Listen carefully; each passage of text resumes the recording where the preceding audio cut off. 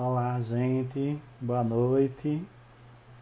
Estamos aqui em mais um Papo Adotivo, né? Estamos começando. Vou deixar o pessoal chegando. 28ª live, 28º Papo Adotivo. Sejam todas e todos muito bem-vindos. Estamos começando. Saudade, né, de conversar com vocês aqui nesse espaço. Fizemos bastante live no ano passado, estamos recomeçando agora. Muito legal, muito legal.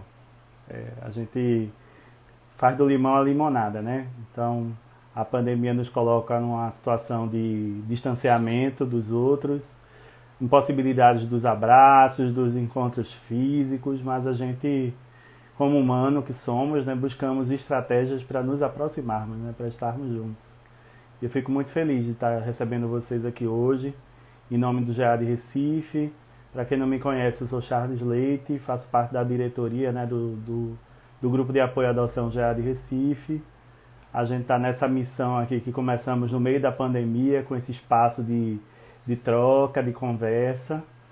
E ficamos muito felizes por podermos, de uma certa forma, conduzir essas discussões. A gente sabe que ajuda muito a quem está começando o processo de preparação para a adoção, faz refletir, né, algumas perspectivas do processo adotivo que não se tinha em mente. E, ao mesmo tempo, temas como esse que a gente traz hoje aqui ajudam muito as famílias já constituídas, porque muita gente acha que a preparação é só antes do filho ou da filha chegar, né, ou dos filhos. A preparação de pai e mãe, eu acho que é contínua, é sempre. A gente sempre se sente compelido a buscar apoio, a buscar ajuda, né? O grupo de apoio, ele tem esse espaço também como um espaço de troca. Eu acho que a nossa convidada já chegou, vou trazer ela aqui para a gente tentar já começar essa conversa.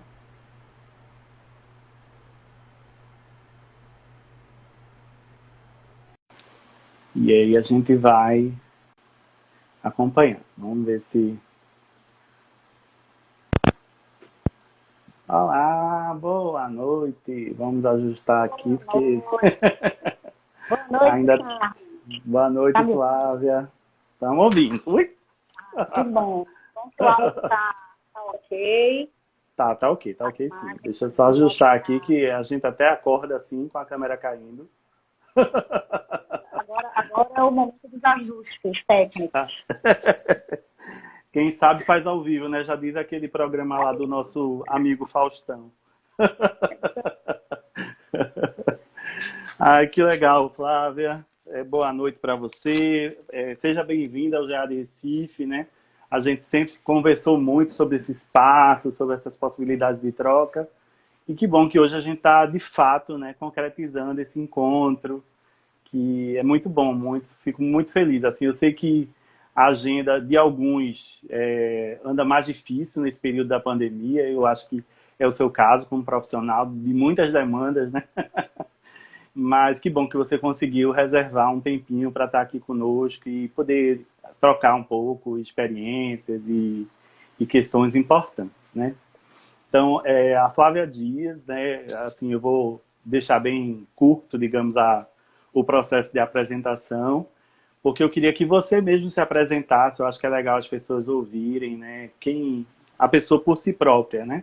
Então, fala aqui um pouquinho para quem está nos acompanhando. Quem é você, Flávia Dias?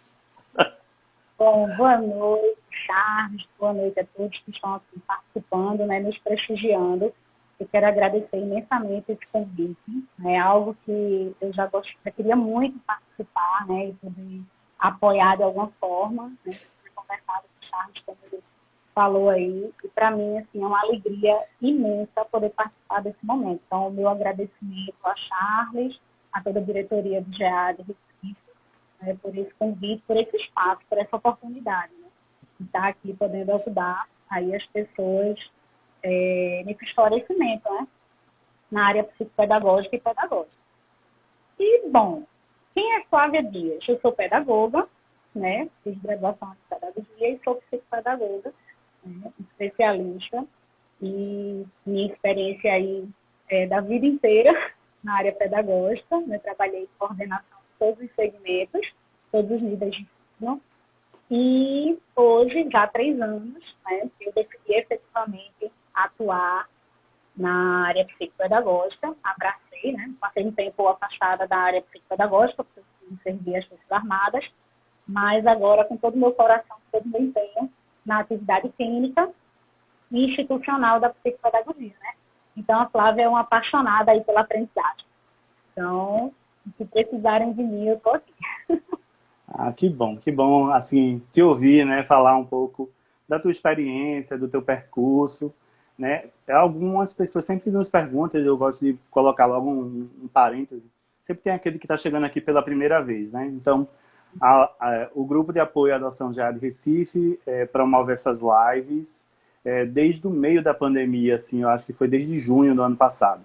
A gente, até então, é interessante, né? A possibilidade das lives já estava aí posta, era um desejo nosso implementar, mas a gente acabou sendo estimulado a partir do momento que a gente viu que a gente tinha dificuldade de se encontrar pessoalmente, de poder dialogar, conversar, e acabou sendo uma estratégia muito rica, né? Porque, de repente, a dificuldade, apesar da maravilha do encontro presencial, algumas pessoas, às vezes, tinham dificuldades do deslocamento, mora num bairro mais distante, de onde a gente, de repente, se reunia, e às vezes tinha essa dificuldade de estar junto, né? Então, a internet ela entra de uma forma muito positiva nesse processo, aproximando as pessoas. A gente tem essa live hoje, não só mais acompanhada aqui de Recife, então tem colegas de todo o Brasil, às vezes até algumas pessoas daqui da região, quando viajam, continuam acompanhando o Papo Adotivo, né?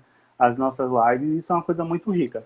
Então, para quem está chegando hoje e sempre faz aquela pergunta, e eu vou ter um compromisso agora, não vou poder ficar o tempo todo. E depois a live vai ficar salva aqui no IGTV do GEAD Recife e vai ficar também no canal do YouTube do GEAD Recife. Então você pode depois, com muita tranquilidade, voltar, se não puder ficar a live toda. Óbvio que a gente espera que vocês aproveitem essa oportunidade maravilhosa de estar aqui ao vivo agora com a Flávia Dias, para poder... E não é parente da Carla Dias, né? Do Big Brother, né? Não, não direta, né? Não sou parente direta, né? Mas com certeza aí de sobrenome sou, né? Hoje é dia de paredão, então a gente dialoga com vários assuntos. Eu acho legal essa possibilidade também. Então a gente está hoje começando a nossa 28ª live. Então a gente já discutiu do ano passado para cá bastantes conteúdos relacionados ao universo adotivo, construção de vínculos, famílias, questões que algumas situações tangem especificamente a famílias que passam pelo processo de adoção, pretendentes, e outros diálogos e dificuldades que todas as famílias vivem. Então, a gente teve discussões aqui sobre e os filhos no processo de separação. A gente teve lives assim do pós-adoção, período de convivência quando o filho chega. Live que a gente falou especificamente das casas de acolhimento. Então, se você tem interesse, perder uma dessas lives, vai lá no nosso IGTV. Aqui tem algumas lives sobre esses diversos assuntos, ou no canal do YouTube também tem.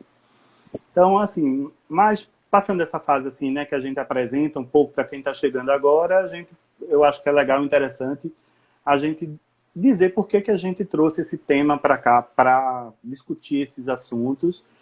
O tema é adoção, dificuldades escolares e de aprendizagem. Para quem leu, né, aquele bom aluno que está, assim, aquele pai ou aquela mãe, aquela pessoa que está pensando na adoção, que vem se preparando com algumas leituras, consegue claramente ouvir isso, que é um relato muito marcante, que os filhos, quando chegam para a convivência com as famílias, eles se apresentam com algumas questões, né, dificuldades de uma forma global. Entre elas, envolve também as suas questões escolares. Crianças, adolescentes chegam com defasagem, dificuldades do processo normal, típico da aprendizagem, e algumas coisas, às vezes, típicas de quem sofreu violência, negligência, abandono, que repercutem no processo educacional.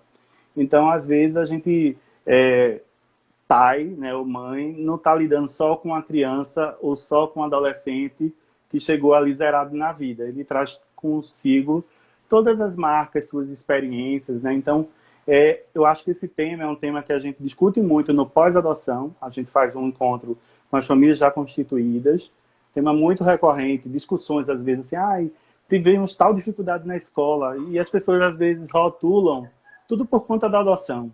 Isso acontece porque meu filho passou pela adoção. Isso acontece porque meu filho passou pela adoção.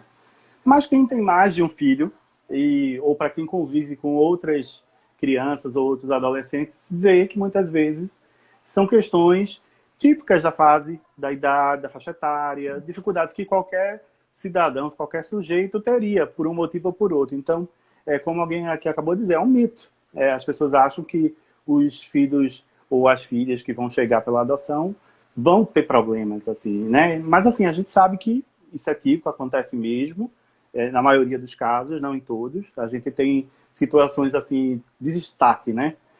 Tem uma adolescente que hoje já é um homem, que eu acompanho lá no grupo de Jaboatão, que também ajudo, que ele teve, assim, morou boa parte da vida numa casa de acolhimento. Mas ele se destacou escolar, assim, todas as experiências, as dificuldades que ele teve com a família de origem, com problemas de abandono e negligência, ele direcionou para outro caminho. Então, ele se trabalhou de uma forma que ele conseguiu transitar, ser um aluno de destaque. Hoje é engenheiro, ele acabou agora de se formar, né? Então, assim, foi admitido numa faculdade pública, de qualidade, fez todo um curso, mas isso é uma situação atípica, né? Então, assim, eu queria dizer assim que o mais comum é a gente ter filhos ou filhas com dificuldades no período inicial.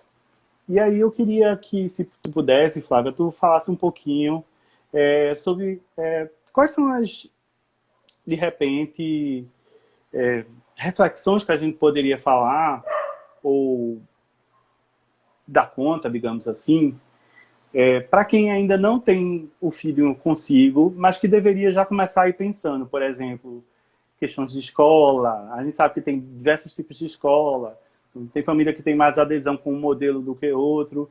O que tu poderia dizer um pouco disso aí, Flávia, para a gente? Bom, eu acho que assim, até brincando, eu digo assim, para tudo tem uma intervenção, não é uma solução, né? Porque a gente, dentro da psicopedagogia, a gente tem que avaliar, né, todos os aspectos para poder levantar hipóteses e a gente poder dizer o que é uma dificuldade escolar, o que é uma dificuldade de aprendizagem. A gente vai até falar sobre isso um pouquinho mais para frente. Tá? Mas para que as pessoas, as famílias, fiquem tranquilas, é o seguinte: a reflexão primeiro parte da expectativa. A gente cria uma expectativa, não é? A gente cria uma ansiedade ali em cima daquela criança, daquele adolescente, daquele filho. Lógico, quem não quer ver seu filho brilhar, quem não quer ver seu filho se envolver, só receber elogios, né? Ter as medalhas, todas as Olimpíadas de matemática, de biologia, de tudo que tem aí na escola. Todo pai quer isso. Quem não quer? Né? Nós, professores, nós psicólogos, também queremos isso dos nossos alunos e pacientes. Mas essa expectativa é que a gente tem que começar a refletir. Primeiro que a gente tem que ter aquela consciência assim: eu vou receber, né, de braços abertos e com o racional equilibrado para poder ver os sinais das dificuldades. Por quê? A dificuldade escolar, de base, pedagógica, é uma coisa, né? E a dificuldade de aprendizagem é outra. Então, primeira coisa, sem expectativa em relação a esse desenvolvimento escolar, esse desenvolvimento pedagógico. Lógico, a gente vai sempre trabalhar com o certo. Eu quero o máximo, eu quero que meu filho se desenvolva o máximo. Mas essa expectativa é ruim. Tudo que gera expectativa pode trazer o quê? Uma decepção. E se a gente não está forte, se a gente não está firme, né, a gente também gera essa frustração, essa decepção no filho, né, independente da idade dele. Então, a gente já tem aí muitas pessoas que já recebem os seus filhos crescidos, que já vêm com uma história escolar. Mas que história é essa? Então, a gente tem que investigar. O que eu sempre penso em relação à questão da adoção é que, algumas vezes, a gente tem essa história. E outras vezes não, não é, Charles? Sim. Você me puxa a orelha aí se eu falar bobagem, tá? Porque eu tô aqui para trocar, tá, gente? Não tô aqui para dar Claro. aula, não. Eu tô aqui para trocar experiência. Então, Temos assim, saberes a em todos os gente... lugares, né? Não é? Quando a gente não tem esse histórico, digamos assim, esse registro, como a gente também não tem o biológico de saúde, a gente não tem como pegar aquilo ali pronto e decidir o que fazer diretamente. A gente tem que o quê? Observar. Então, paciência, né? E observação. Porque a criança, ela é muito, ela é externa, ela é muito transparente, até mesmo quando é uma criança mais fechada. Ela externa a dificuldade. Então, a gente tem que ter o quê? Sensibilidade, né? Sem essa expectativa, para perceber esses detalhes. E aí você, lógico, que não é profissional da área de educação, não é profissional da área de psicologia, de psicopedagogia, né, da área terapêutica, digamos assim, você vai ter uma dificuldade de identificar um TDAH, um autismo, mas você vai perceber lacunas e aí você vai dizer, opa, preciso de ajuda profissional.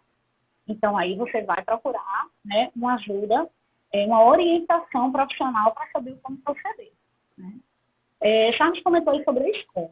Então, assim, a gente pensa logo, meu filho vai estudar na escola X, meu filho vai estudar na escola Y. Mas a gente tem que pensar na escolha da escola, e aí eu tive a oportunidade nesse processo de pandemia de orientar famílias, inclusive pais adotivos, em relação a essa escolha. Então, primeiro, vamos fazer aqui uma observação da criança, vamos ver como é que ela está se desenvolvendo. Então, vamos escolher uma escola adequada para aquela necessidade. E aí vem uma coisa que é importante pensar. Eu me identifico com o perfil dessa escola, porque se eu não me identifico, não adianta. Você tem que ter uma integração, você tem que ter um posicionamento ali de sintonia com aquela escola. Se você vai numa escola, você não se identifica, não adianta. Então, primeira coisa, você tem que se identificar. Os valores que a escola prega estão de acordo com os valores que você vivencia na sua família, que você quer passar para o seu filho? Beleza, já é um ponto. Né? E se você quer uma abordagem, tem escolas que têm abordagem mais para o lado montessoriano, outras para o lado mais tecnológico. Então, você vai observar pontos. Eu quero que meu filho vivencie isso, ou não tanto, eu quero uma escola mais tradicional. Todas as escolas vão trazer algo positivo, mas você, enquanto família, né, sua família, tem que se identificar com aquele perfil, senão não funciona. Você vai achar que a escola está ruim, que não está rendendo, e aí é sempre uma reclamação, é sempre um desgosto, né, uma decepção em relação à abordagem do seu filho. Então, em relação à escolha da escola, sempre observar isso, fazer as visitas, né, procurar saber como que a escola se posiciona diante das dificuldades, como é o contato com a família, né, como a escola se relaciona em relação à cobrança das atividades de casa, das atividades escolares, como é o sistema de avaliação da escola. Tradicional, né, ou não, ela trabalha com uma avaliação onde se pega o contexto das atividades, o desenvolvimento geral de aprendizagem, e aí vai para uma parte tradicional, que é formal, é necessário, toda escola precisa ter curricular, mas aí é uma questão de perfil. São dicas aqui, já que eu estou soltando, né, pontos para reflexão, que vocês podem entender. Mas isso é importante, isso é fundamental. É a sintonia do que a família quer, dos seus valores com a escola. Tanto pedagógico, se você pretende desenvolver seu filho, independente ainda, gente, da dificuldade específica, tá? Porque isso é muito difícil de identificar antes. Né? A gente só vai conseguir identificar com mais tempo. Né? Então, se você vai escolher a escola, se você já está com seu filho há mais tempo, se você já tem ali uma visão mais detalhada, aí fica mais fácil. Se não tem, você vai pelos valores. A gente sempre gosta de tentar, de uma certa forma, traduzir o tempo real para esse tempo futuro, que é o tempo da chegada dos filhos, para quem está começando o processo, né, de adoção.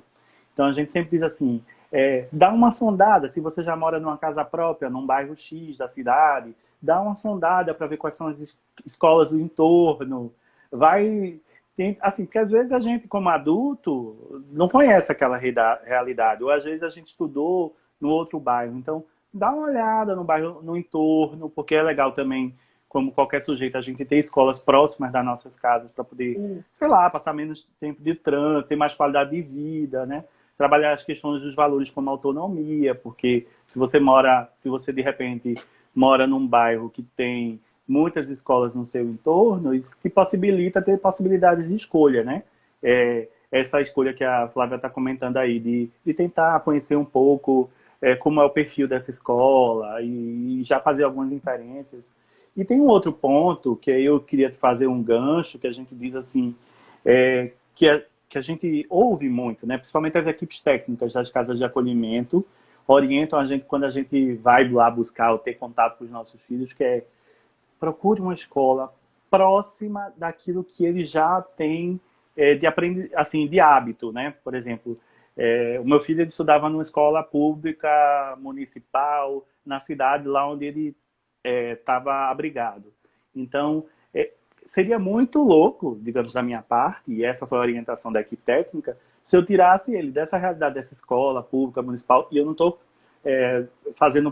tratando essa escola com preconceito, porque é pública, é ruim, nada nesse sentido, mas seria muito estranho se eu tirasse ele dessa escola e colocasse, digamos, numa escola top de linha do lado aqui da minha casa, por exemplo. Eu moro no Rosarinho, aqui em Recife, que tem um bocado de escolas tradicionais, então eu acho que ele teria um percurso de muitos sofrimentos, né? Então a orientação sempre quando for pensar também nessa questão da decisão sobre que escola, refletir um pouco desse percurso, desse trânsito, né? Para não construir uma realidade muito distante, que eu acho que aí a gente tem que trabalhar a questão da empatia também, se colocar no lugar da criança, né? Essa questão da proximidade é fundamental, né? Mas nem sempre a gente tem no nosso entorno, né, escolas ou públicas ou particulares. Eu nem vou entrar especificamente no mérito de cada uma, porque temos escolas Sim. excelentes nos dois segmentos, né? Mas, assim, a proximidade por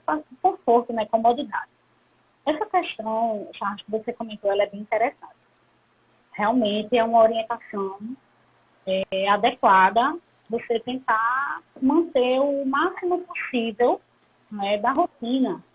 Mas eu vou só deixar uma pulguinha atrás da orelha, que é o seguinte: nem todas as escolas, mesmo de formato público, elas vão ter o mesmo perfil e nem a mesma proposta, né? Então, assim, eu acho que é uma coisa que tem que ser avaliada, se não vai se manter na mesma escola, que eu acho que é até muito complicado conseguir essa mesma regionalidade. Mas as escolas, elas são diferentes, de modo geral, né?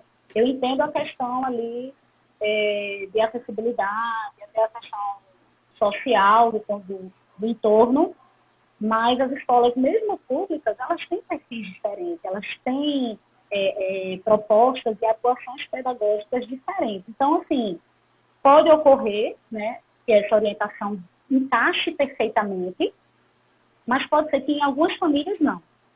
Então, que a família não se preocupe, eu tenho que manter nesse contexto. É lógico, se o rendimento não for o mesmo, ou se o rendimento cair, né, do estudante, ali do aprendente, e aí a família vai ter que buscar recursos paralelos. É isso que a gente tem que ter em mente, tá? Só para não criar aquela coisa, eu tenho que seguir 100% isso aqui, e aí às vezes você vai para uma localidade que é distante, ou você não entende aquele contexto que está fora da sua realidade, para você manter. Então, a adaptação, ela é possível. Gente, as crianças e os adolescentes, eles se adaptam com uma facilidade gigantesca. Agora, eu sempre digo o seguinte: isso depende muito dos estímulos dados, de como a gente vai lidar com as situações. Então, se você não sabe lidar, procure orientação. Mas, assim, concordo com a orientação da equipe técnica, mas eu queria deixar as famílias, as pessoas aqui bem confortáveis de que isso não precisa ser engessado, né? Que isso pode ser adaptado. Contanto que a gente mantenha aquele olhar atento para necessidades a mais que a criança, que o adolescente vem ali apresentar. Claro. A fala mais assim é no contexto das mudanças, né? Porque geralmente essa criança ou esse adolescente ele já vai estar sendo totalmente modificado, né? Ele morava num abrigo, aí vai morar numa casa com uma outra estrutura, ainda não, você está ao mesmo tempo que está trabalhando as questões escolares, né? Porque uma criança sai, ele continua aprendendo, né? Mas, ao mesmo tempo que tem isso, em paralelo, ele está ali fazendo os vínculos com aquela família. Então, assim, nessa construção de vínculos, a gente sempre orienta que evitem mudanças drásticas, né? E óbvio, a tua fala foi muito pertinente porque, por exemplo, a gente está falando da adoção como se fosse uma coisa apenas local. Eu vou ali adotar uma criança na minha cidade, mas o sistema de adoção brasileiro é nacional. Então, muitas vezes, a gente se dispõe a buscar filhos em outros estados. E aí não tem como manter na mesma escola, ou às vezes a realidade daquela escola, daquele outro estado, é muito singular, né, específica.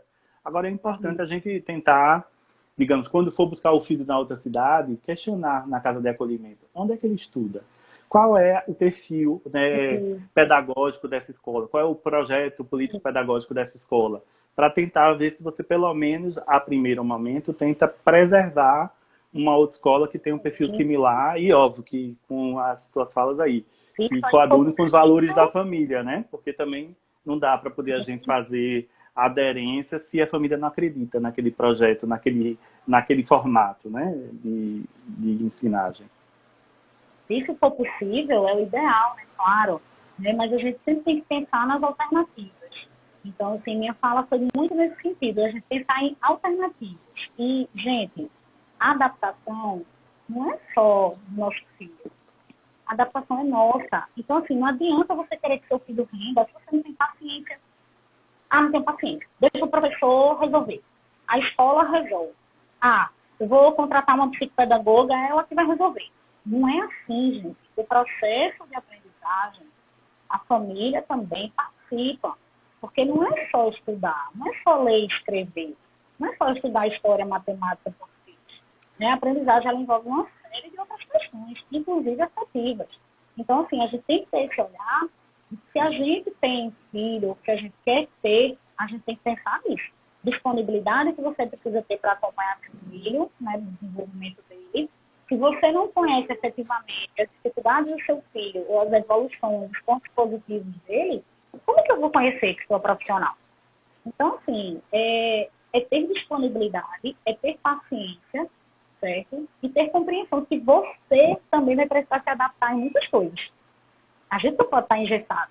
Então, a gente também precisa mudar. Nós, como adultos, temos mais dificuldades, mas não é impossível, não. A gente se adaptou a uma pandemia e a gente sobreviveu, né, de modo geral. Não vou falar em questões de saúde pública, mas, enfim, de modo geral, nós nos adaptamos ao trabalho, ao nosso estudo, a muitas questões, né? Até as questões de alimentação, de convivência social, a gente se adaptou.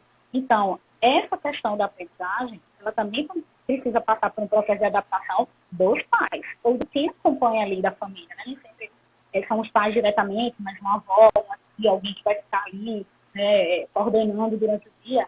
É preciso ter paciência, né, e consciência de que você também precisa se adaptar.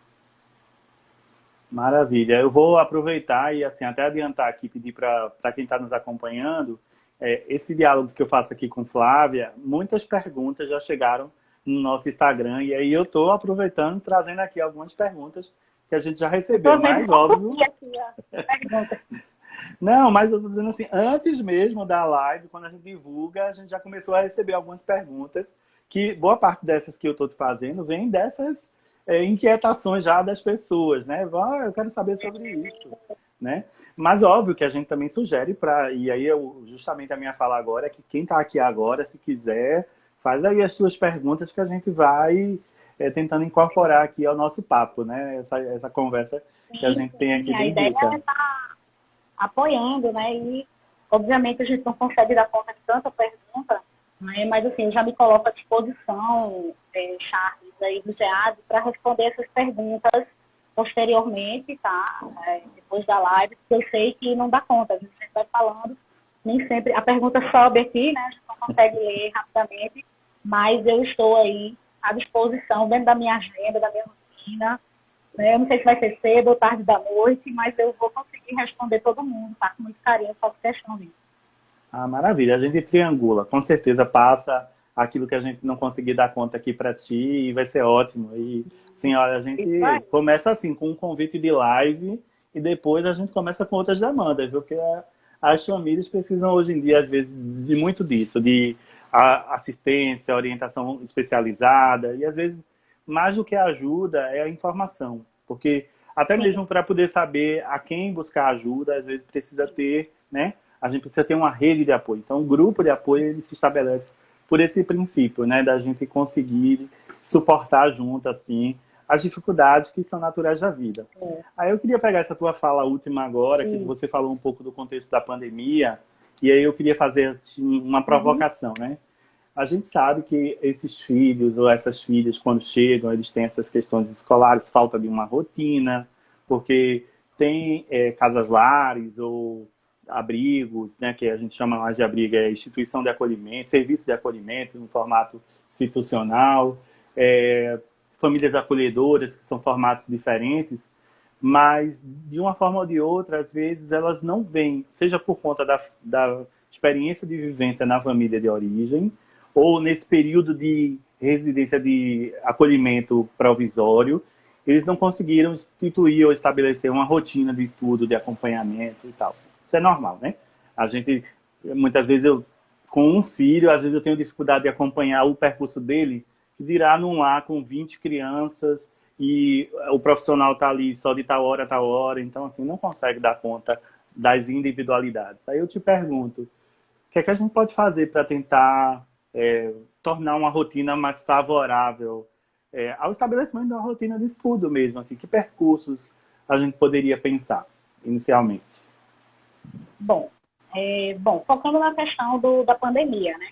E muitos estudantes ainda estão vivenciando um formato aí online ou híbrido, né? Então a dificuldade foi geral, né? A dificuldade foi geral. Mas eu gosto de trazer aspectos positivos e não só negativos, né? Muitas crianças, muitos adolescentes, muitos estudantes, de modo geral, até adultos, né?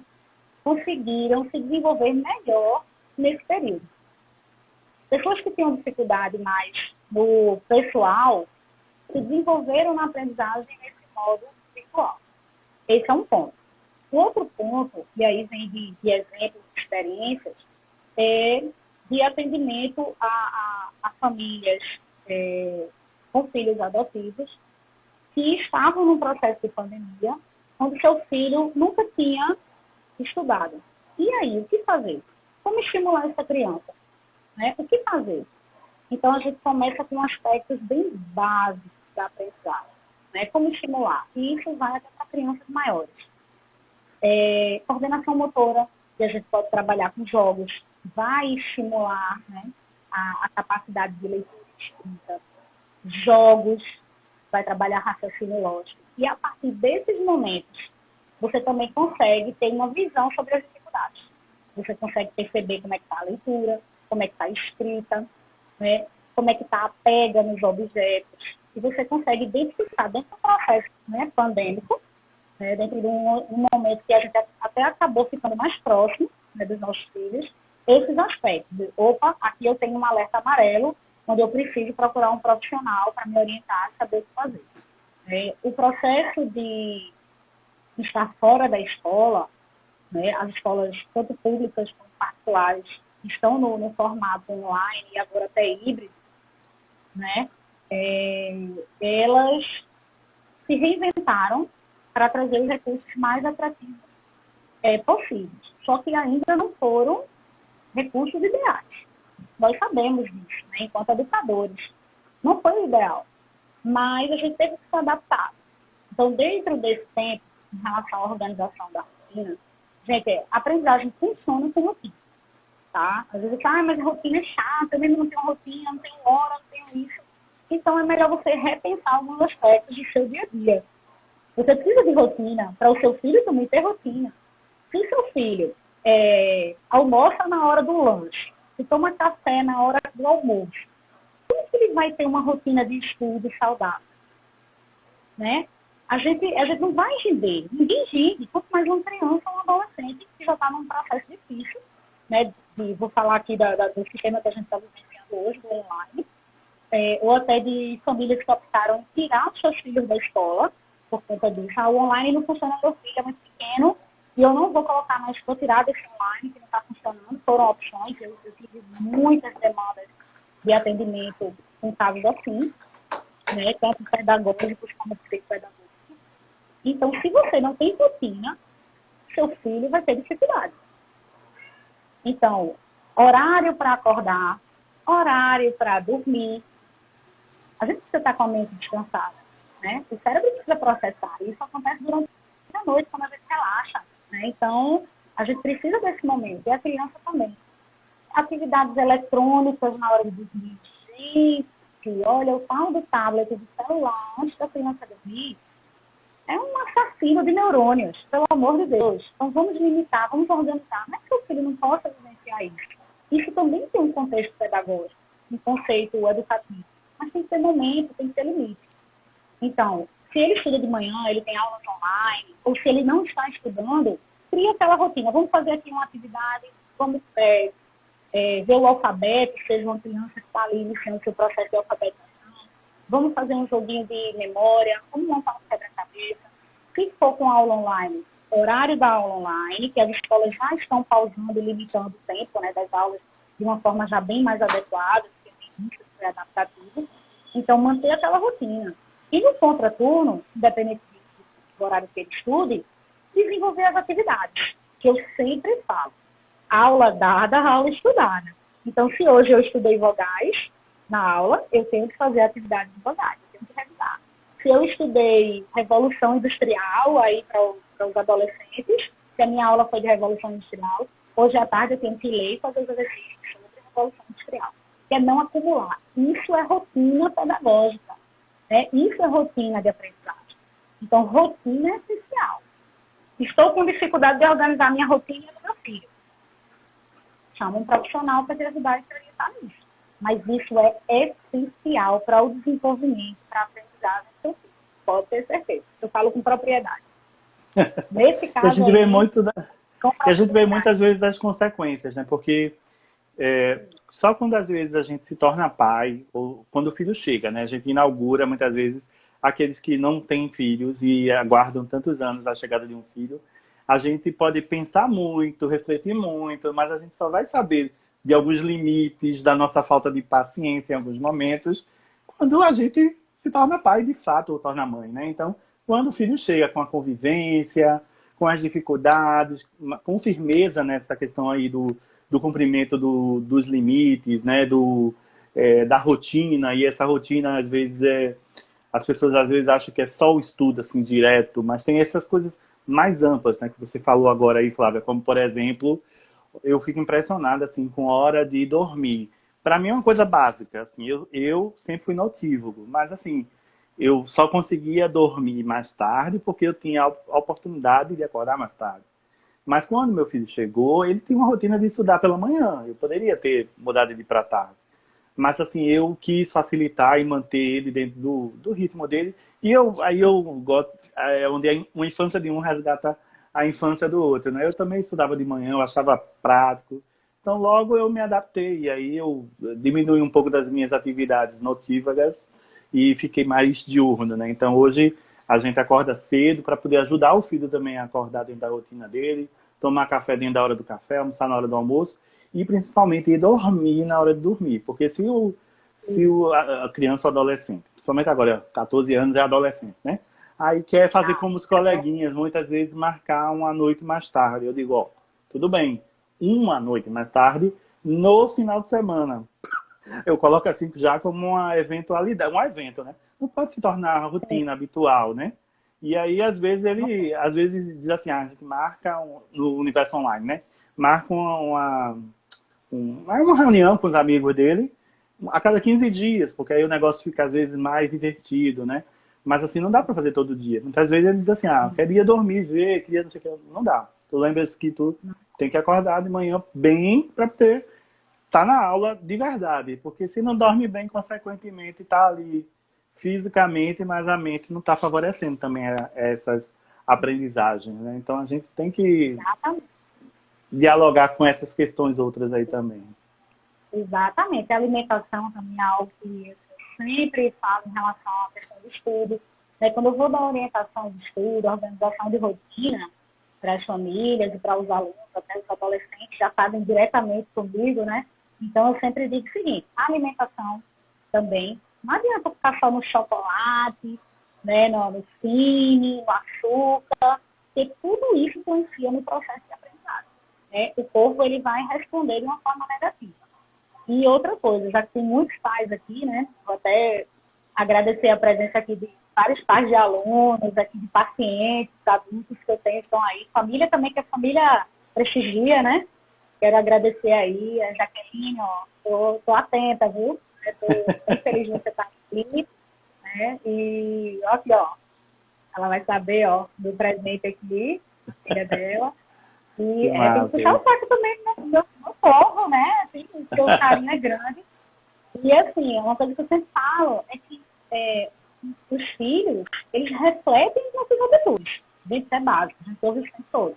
Então não adianta, eu durmo tarde e você só tem que dormir cedo porque tem que dormir cedo. Não tem que ser espelho. Lógico que a rotina de sono de um adulto é diferente da criança, é lógico. Mas a gente tem que saber como encaixar isso dentro da rotina e como passar para o nosso filho isso. Né? Então não pode ser faça o que eu digo, não faça o que eu faço. Né? Lógico que dosadamente a gente tem que incluir isso na rotina da criança e orientar ela da melhor forma. Então pensem nisso, né?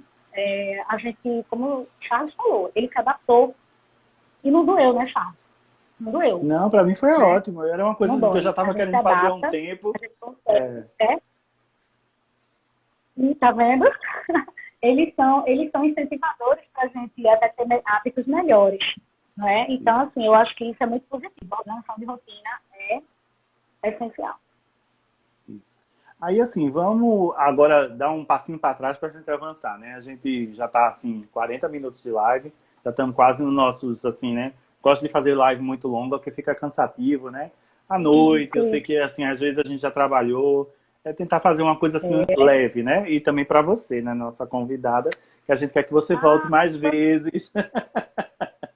Meu coração já está aqui, pode ter certeza. Para poder trocar com a gente. Tu já falou um pouco, mas eu queria que tu falasse um pouco mais. Até eu acho que algumas pessoas, eu vou pedir desculpa porque eu não anotei o nome, mas algumas pessoas colocaram aqui no chat, minha filha, quando chegou, foi diagnosticada com tal coisa. Porque vivia numa casa de acolhimento e às vezes houve um diagnóstico, houve um rótulo ali, né? A gente entende que muitas vezes o diagnóstico é um carimbo, né? Às vezes até tem uma abordagem medicamentosa que acompanha esse rótulo. E aí essa pessoa, ao receber o filho ou a filha, depois de um tempo, percebeu que as coisas não estavam bem assim, daquele jeito. Né? Que com a devida assistência, acompanhamento, rotina, era só talvez um acerto de passo. Né? Então, eu queria que tu aproveitasse essa oportunidade da observação da colega aqui que fez o comentário para distinguir um pouco do que a gente trouxe até como tema. Qual é a diferença entre dificuldade escolar e dificuldades de aprendizagem, assim, né? Transtornos de aprendizagem? Eu vou responder trás para frente. Então, assim, a dificuldade, ela pode ser escolar, ela pode ser de um conteúdo, ela pode ser de uma disciplina específica, de matemática. Eu tenho dificuldade em estudar e aprender tabuada. Uma coisa específica, não é em tudo da matemática. Eu tenho uma dificuldade para me adaptar a sistemas daquela escola, né? A rotina pedagógica daquela escola. Eu tenho dificuldade de me adaptar com a didática de um determinado professor. Tudo que é dificuldade é uma coisa que é difícil para a gente. Mesma coisa é para o estudante. Então, assim, se é difícil, é trabalhoso, aquilo ali é uma dificuldade. Está difícil fazer. Mas aquilo ali pode ser pontual e passageiro. É uma coisa como você falou. Pode ser visto com uma mudança de rotina, com uma mudança de alimentação, de sono, com atividade física, né, com uma técnica ali de concentração, né, até com afetividade, né, com um reforço escolar, que é pedagógico, aquilo ali seja, né, direcionado e a criança ou adolescente evolua. Né? Então, aquela dificuldade, ela pode ser o quê? Superada. O transtorno é diferente. Aí é que vem a questão também do diagnóstico, né, do laudo. Então, o transtorno, ele é neurobiológico. O que isso quer dizer, gente? Nasce com a gente. Nasce com a gente. Pode ser uma questão genética ou pode ser uma questão de concepção, de como foi a gestação, uma série de itens que só numa avaliação neurológica com o neuropediatra ou com uma avaliação psicopedagógica, neuropsicológica, vai se ter vertente para direcionar que transtorno é aquele. Aí a gente vem com o TDAH, com a dislexia, com o autismo. Esses são transtornos e síndromes. Nascemos com eles. Quando vem um diagnóstico, eu vou sempre falar um ponto positivo. Eu não gosto de ser negativo, não. Acho que a vida é tão sacrificada já. Então, não vamos só pensar no negativo, não. Vamos pensar no positivo. Então, não vamos chamar de rótulo, tá? Vamos chamar de um caminho a ser seguido. Quando a gente tem vários sintomas, a gente não sabe o que fazer, a gente tem várias reações ali dos nossos filhos, a gente não sabe o que é, sem um diagnóstico, sem um laudo médico, a gente não sabe o que fazer. Então, eu entendo isso como um ponto positivo, quando é um transtorno. Quando é uma dificuldade, isso numa avaliação psicopedagógica, a gente também consegue identificar. Né? O psicopedagogo, gente, ele não dá diagnóstico, tá? Ele só faz prognóstico. A gente levanta os sintomas, as hipóteses, identifica os sintomas, encaminha para o psiquiatra, para o neuropediatra, para o neurologista, e ele vai fazer o laudo. Isso é bom que fique bem claro, tá? Então, a partir daí, vão ser feitas intervenções psicopedagógicas, de acordo com a demanda, a necessidade, é TDAH. Então, eu preciso trabalhar dessa forma. É autismo, é dislexia, independente do transtorno ou da síndrome, vai ser trabalhado a intervenção, como eu disse no começo lá, para tudo tem intervenção, né? Para tudo tem intervenção, então não tem aperreio. E eu entendo isso como uma luz. Todo o processo, gente, de avaliação, tanto psicopedagógica como neurológica, precisa de quê? De reavaliações, porque os progressos, eles existem com o estímulo adequado. Não adianta você levar seu filho para o médico, para o psicopedagogo, para o psicólogo, ter aquele laudo e você botar na gaveta. Ai, meu filho tem TDAH, meu Deus, e bota lá. Existe uma orientação específica para a escola, como ela trabalhar com seu filho. Cada caso é um caso. Não é um papel que eu pego aqui uma ficha e se leva igual para a escola. Não é. Não tem uma ficha igual que eu digo, todo pai e toda mãe tem que fazer assim. Cada caso é um caso. Porque a gente tem contexto social, afetivo, né, da família, de como ela é religiosa, né, concepções de várias coisas que a gente precisa avaliar para direcionar um atendimento e intervenção para aquela pessoa. Tá? E a orientação, ela segue também para a família. Né? Ela também tem que ser orientada de como proceder. A psicopedagoga faz isso com meu filho e não funciona. Eu também não sigo as orientações, de que adianta. Então, assim, a gente tem que ser muito aberto, né, a essa orientação do neurologista. Às vezes precisa de uma intervenção de terapia ocupacional, psicológica, precisa de uma atividade física, de uma atividade fisioterapêutica. Então, assim, é uma atividade multidisciplinar, tanto na avaliação como na intervenção, dependendo do caso. Então, assim, o laudo, ele precisa ser reavaliado. Periodicamente, os meus pacientes, eles são reavaliados. Né? Existe um período para reavaliação, porque ele se destacou, ele se desenvolveu melhor naquela dificuldade, e agora eu posso trabalhar uma outra. Entendeu? Então, se ele persiste naquela dificuldade, eu tenho que encontrar novos recursos para trabalhar. Tá? Então, a reavaliação é importante. Então, isso que você falou, às vezes vem com uma coisa pronta, vamos buscar uma reavaliação, para a gente ver se nesse novo contexto que ele está vivendo, se tem alterações. Maravilha, eu acho que é importante. Assim, até eu fiz a provocação porque eu gosto, assim, eu uso essa palavra assim forte, né? Carimbo, rótulo, que é para poder justamente para poder a gente mesmo se tocar que isso tem um peso, né? É importante a gente ter o diagnóstico dos profissionais competentes para poder a gente ter uma abordagem mais direcionada, uma fotografia daquele momento, né? Que aí essa fotografia com as intervenções, com os atendimentos e com o percurso mesmo, o desenvolvimento, pode ter novas fotografias, né? Novos realidades, novos retratos que vão gerar novas abordagens. Então, assim, é tudo muito integrado e dinâmico, né? Eu gosto de lembrar, assim, que a gente está falando de aprendizagens, né? Então, a aprendizagem é algo que é dinâmico, né? E tem esses fatores múltiplos, né? Assim, às vezes são dificuldades, como você falou. E olha que a gente está tentando dar uma abordagem, a princípio, para as questões ligadas aos transtornos, né? Que você falou aí. Eu queria que tu, nesse momento agora, fosse, digamos, dar um outro up para a questão da superação das dificuldades escolares, assim, que são dificuldades de aprendizagem. Qual é a dica ou qual a orientação que você daria para as famílias, assim? Não sei se tem uma dica, receita de bolo, claro que não, mas quais são, assim, as construções que a gente precisa ter para a gente ser mais assertivo no apoio, né, a esse filho ou essa filha dentro da nossa família? Sim. Olha, em relação às dificuldades, eu vou falar de um modo geral, porque o transtorno ele vai ter uma especificação e a dificuldade uma outra, tá? Fala até muito, o reforço escolar e a intervenção psicopedagógica. Essa diferença, ela existe, né? Então, a gente tem que saber o que buscar.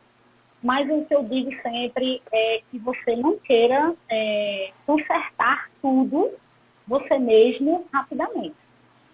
Tá? O processo de participação dos pais hoje em relação à aprendizagem, por incrível que pareça, é ainda muito pequeno.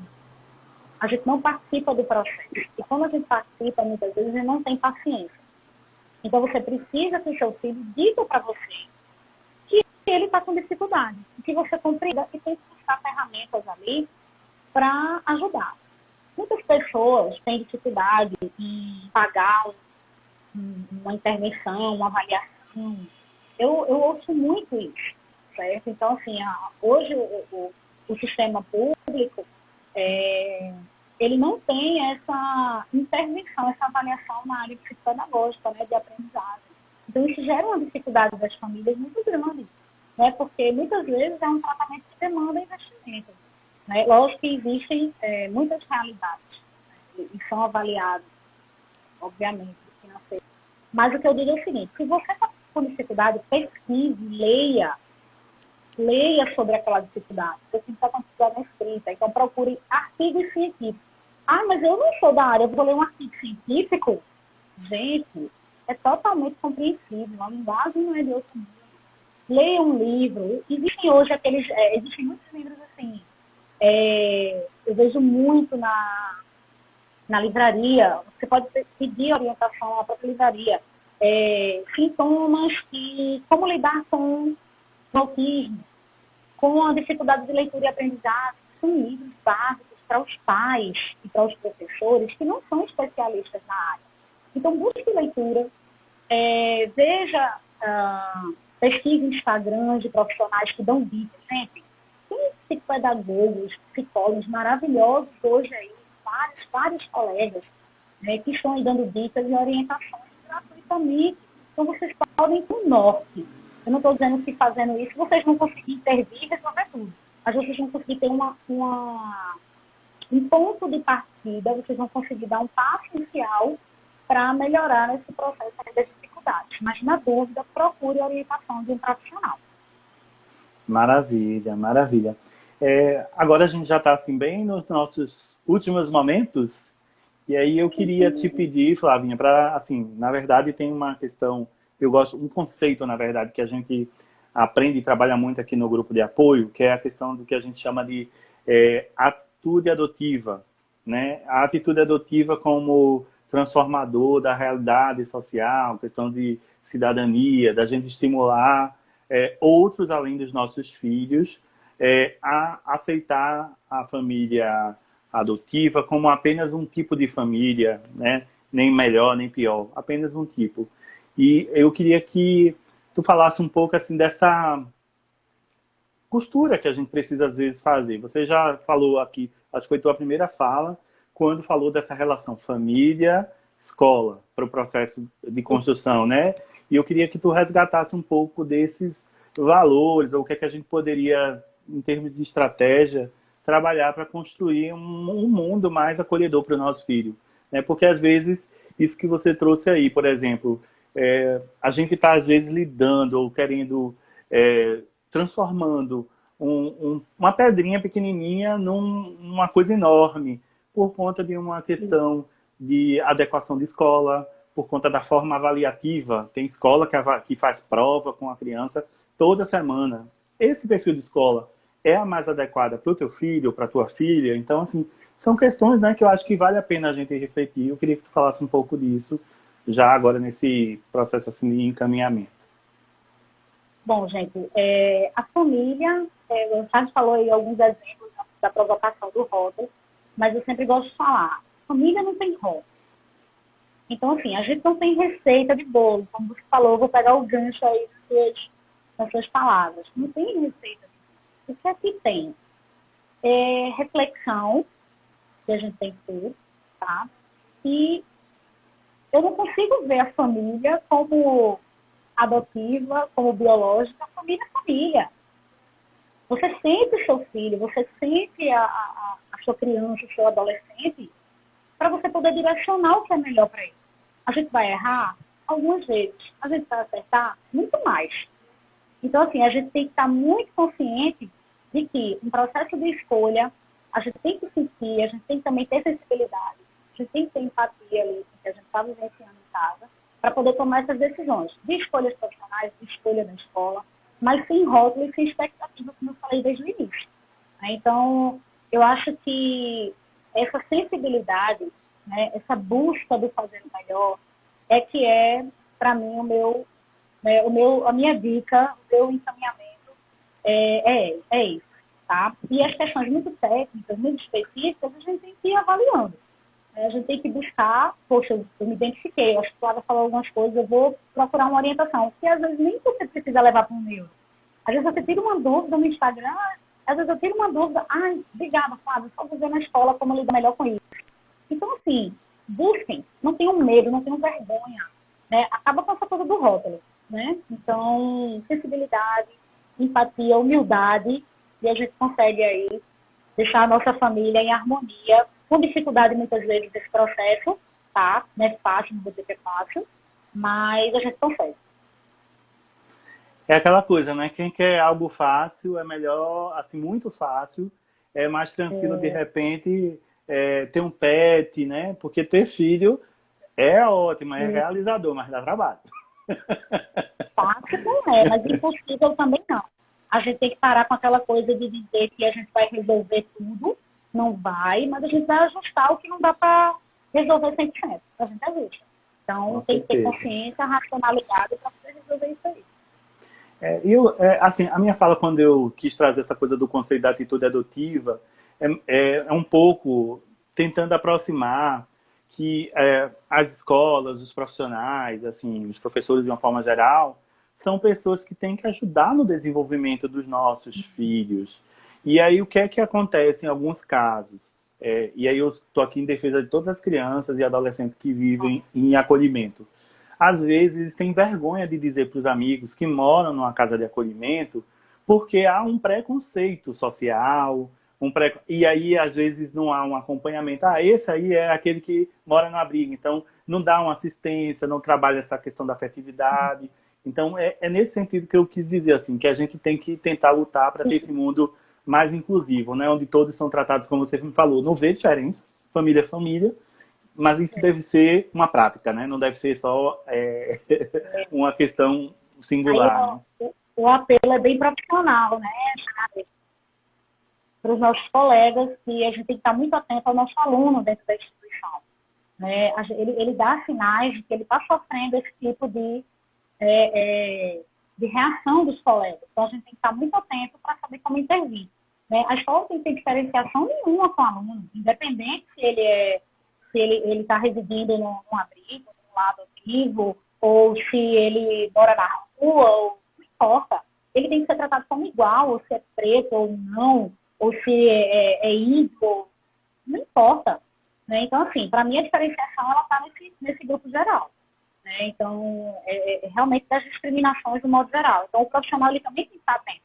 Então, cutucar aí os profissionais para ficarem mais atentos a esse tipo de chamados. Não podem estar naquela rotina e deixando passar, não.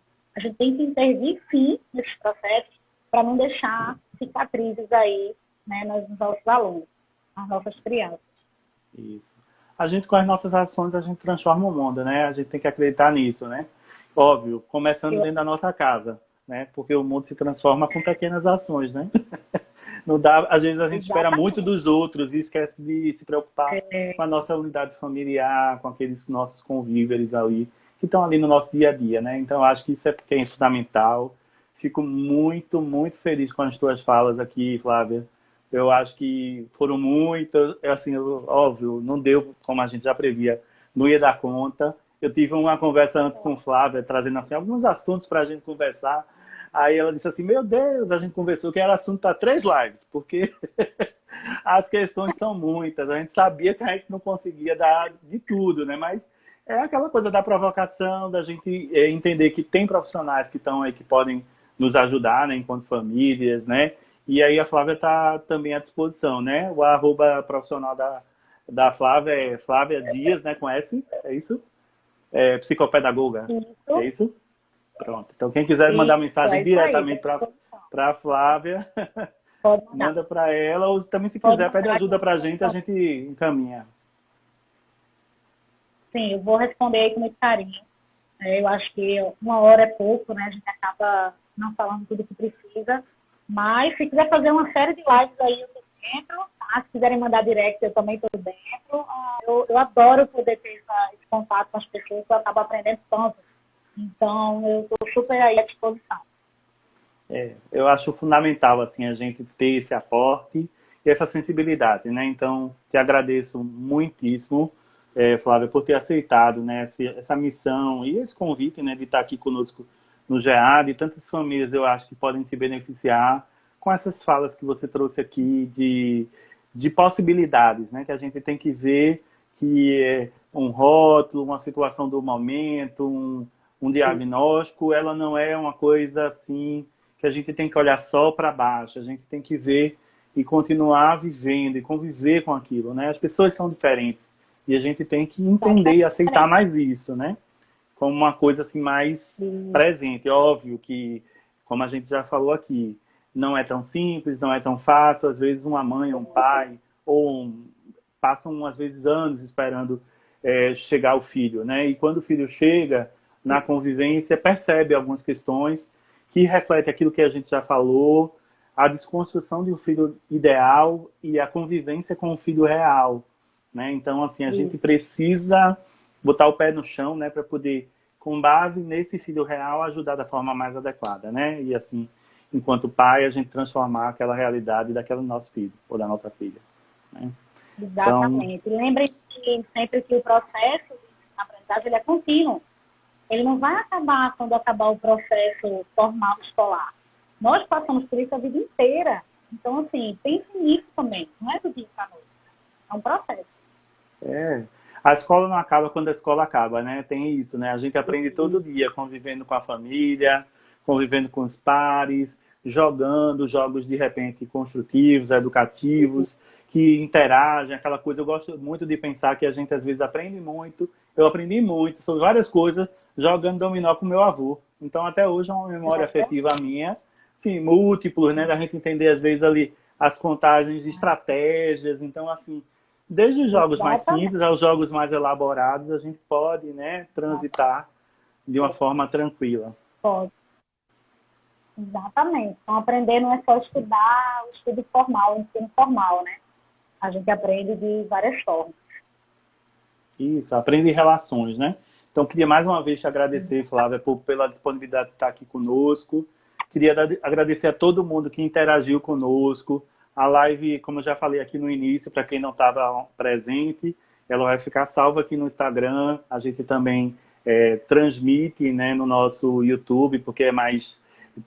as pessoas preferem, até porque hoje em dia as TVs são tudo Smart TV, né? Então no YouTube a pessoa liga a TV lá e vai resolver fazer faxina e aprendendo, né? Então assim, é muito presente, né? Então tá tudo salvo. Acompanhe as nossas redes sociais, acompanhe a rede social da Flávia Dias, que não é parente da Carla Dias, do Big Brother, mas assim, que é um excelente profissional, que ajuda inúmeras famílias, várias estão aqui acompanhando, vi familiares, eu acho que sua mãe estava por aqui também. Ai, Que minha legal mãe, minha isso. madrinha, minhas duas madrinhas, meu padrinho, meus filhos, meus pacientes, meus alunos, todo mundo está aí. Meus amigos da Ai, igreja, eu montando gente aí, me prestigiando, e eu, minhas supervisoras, né, minha supervisora aí da cidade assistida com cães, que está aí, e a Sibeli também. Eu, muito obrigada a essas psicopedagogas maravilhosas que me inspiram, e todo mundo, um beijo grande para todo mundo. um abraço, gente. Lembrando que o Papo Adotivo é a versão de 2021, a terceira temporada. Ele não é mais semanal, porque acabou ficando um pouco pesado para a gente, né? Sou eu e o meu colega aqui, Eden, que conduz esse espaço de troca, está aqui conosco. A gente está fazendo a cada 15 dias. Então, hoje, dia 9, a gente vai ter agora Papo Adotivo, acho que é dia 23. Não vai ser nem no Instagram, vai ser no nosso canal do YouTube. Mas a gente divulga nas nossas redes sociais, a gente faz essa dança de redes, porque a gente tem que pensar na questão da acessibilidade, tem pessoas que preferem outra plataforma. A gente já fez no Facebook também um período. Então, assim, a gente está dançando para todo mundo estar aí se qualificando, aprendendo um pouco mais, né, trocando com a gente. Então, agradeço muito. Peço para que vocês entrem lá no nosso canal do YouTube, sigam o canal, vejam os vídeos, os outros vídeos também que já estão salvos aqui no GTV, no Instagram, né? E a gente vai trocando aqui experiência. Aguardo vocês na próxima, tá? Muito obrigado pela companhia. Foi ótimo estar com vocês. Boa noite para você, Flávia, e para vocês que estão aqui conosco. Um beijo, Charles, meu amigo querido. Muito obrigada por esse espaço. Obrigada, Jade. E um beijo para todo mundo e estou à disposição lá para tirar as dúvidas. Tá. Tchau, tchau.